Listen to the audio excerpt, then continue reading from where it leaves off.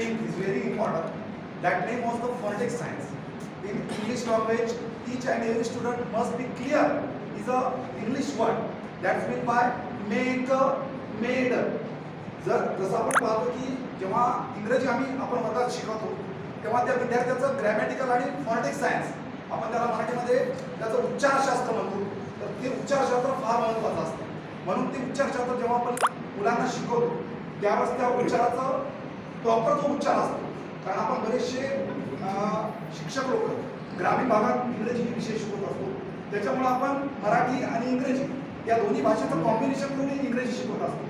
परंतु जेव्हा शहरी भाषेचा विचार करतो आपण तिथं प्रॉपर इंग्रजीत शिकावं लागतं आपल्याला.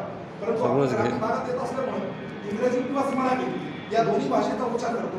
परंतु जेव्हा आपण उच्चार करता वेळेस इंग्रजी शब्दाचा प्रॉपर उच्चार करणं त्या ठिकाणी महत्त्वाचं असते. आणि जेव्हा आपण जो उच्चार वर्गात करतो तोच उच्चार मुलं करतात. त्या माध्यमातून आपण या गोष्टीचा विचार करणं या प्रश्नात महत्त्वपूर्ण आहे.